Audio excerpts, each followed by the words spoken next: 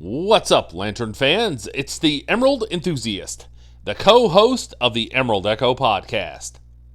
Here with a look at the McFarlane Gold Label limited edition glow-in-the-dark action figure of Green Lantern John Stewart. This is likely to be a shorter video than usual because I believe that this is a repaint of a figure that I already reviewed on this channel. I'll make sure to direct you to that video if that is indeed the case, but let's go ahead and get a look at the box details. On the side it says Green Lantern John Stewart, glow-in-the-dark edition. We see the DC logo, the Green Lantern logo, and the McFarlane Toys logo. On the bottom front it says Authenticated Limited Edition, 3,000 pieces. Once again it says Green Lantern John Stewart, glow-in-the-dark edition. There is the gold label sticker in the upper corner. On the side, there's a barcode. On the top of the packaging, there's the DC logo. There's product information on the bottom.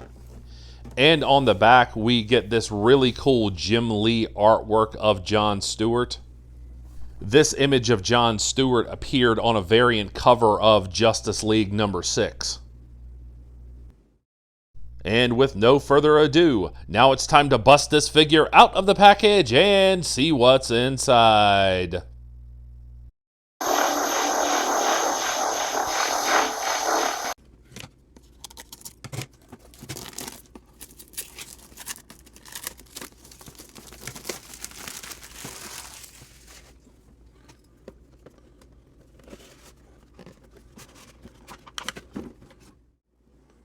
Here is a look at the figure in the packaging with the slip cover removed. I really do like that feature of the packaging.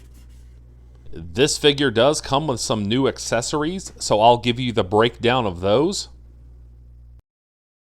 But here is the figure next to the Endless Winter John Stewart, and I reviewed this figure on this channel about 1.5 years ago. And looking at the figures side by side, I definitely think that this is a repaint of the Endless Winter John Stewart. So some collectors will certainly be dissatisfied that this is not a completely new figure, but I don't mind having variants, so let's get a closer look at the figure now. And now I'm going to take each piece out of the packaging here. And we have 2 construct swords. And I believe these to be identical to the Endless Winter John Stewart construct swords, with the exception of the shade of green. And I'm working this one out. There we go. And the figure also comes with this trading card and trading card stand. And I suggest being very careful here getting this out. I just did a review of the Alan Scott McFarlane figure, and it came out with a damaged card. And this packaging feels like it could damage the card easily as well if you don't take your time in taking this out. So I'm being very careful, very intentional here. There we go. And once again, we have that image of John Stewart from Jim Lee. And on the back here, this is actually a COA from McFarlane Toys that certifies this as one of 3,000. And we also have this Green Lantern symbol peg base. Let's take a closer look at the accessories. And looking at the sculpting on this, which by the way, I really do appreciate. But outside of the shade of green, I believe that these are identical. McFarlane obviously used the same mold for these. Without a doubt, I like the shade of green on the glow-in-the-dark figures swords much better. And we also get this figure stand, and I really appreciate this. And although I know this won't happen, I would love for McFarlane to make this the standard base for all of their Green Lantern figures. And here we see John Stewart out of the package and ready to rumble.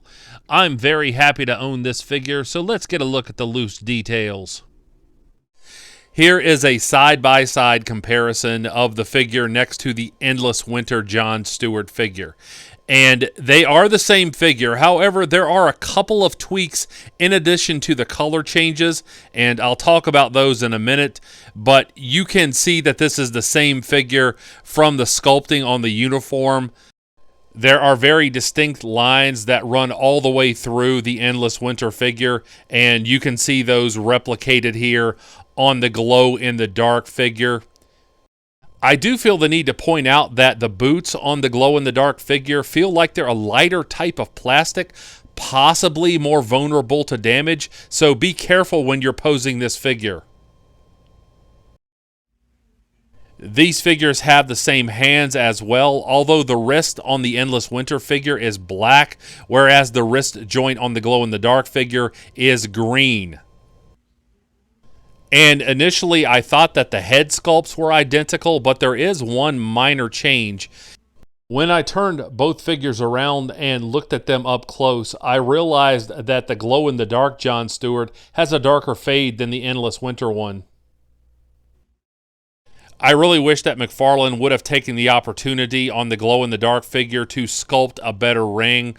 As you can see, outside of the shade, this is identical to the Endless Winter ring. And as I said in that video, the ring is too small. It's difficult to differentiate due to the same shade. And for a new limited edition figure, McFarlane could have given us an upgrade in this area. In terms of articulation, the figure has the midfoot hinge, ball joints on the ankle that do pivot well. They move side to side.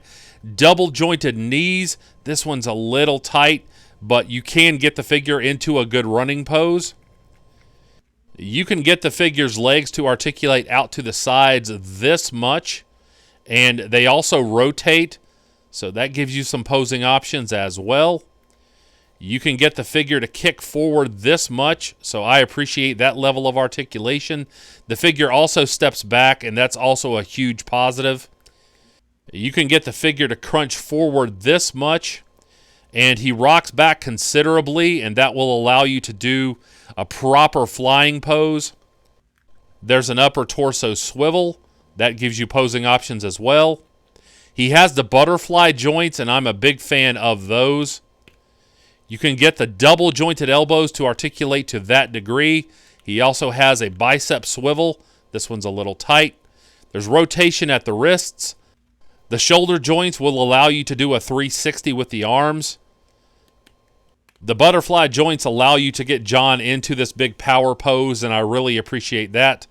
The head moves smoothly side to side. The figure's head moves up and down, and there is a considerable amount of head tilting. So I'm very thankful for that aspect of this figure as well.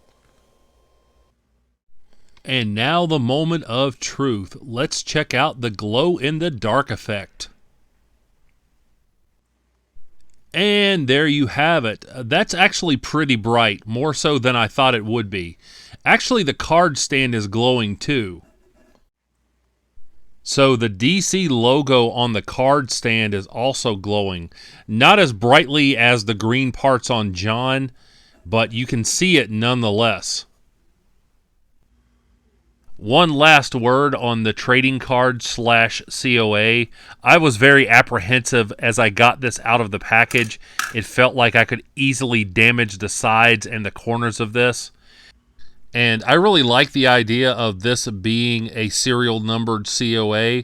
So I want to take care of this. I don't just want to shove it back in the box without anything protecting it. So for now, I am going to get a top loader, and eventually I'll get a penny sleeve as well. But I'm going to put this back in the box with the top loader, and at least that will provide more protection than just being shoved into the inner plastic. The reactions that I've seen to this figure online have been mixed. Some collectors are wondering why we got another Jon instead of Joe Mullane, Jessica Cruz, Guy Gardner, or Simon Baz. I'm sure that McFarlane Toys found it easier to tweak an existing figure rather than create an entirely new one. Unless you're a completionist or a collector of all things Green Lantern like I am, you may not be interested in this figure. But I've always been a fan of limited edition figures, and to be honest, the glowing effect on this figure is extremely cool. If you decide to buy it, I think you'll be happy. And I guess this wasn't a short review. It turns out that I had more to say about this figure than I thought. Nonetheless, make sure to check out my video on the Endless Winter Jon Stewart. I'll make sure to add it to the playlist and put a link in the description below. You may find that helpful if you're debating on whether or not to buy this figure.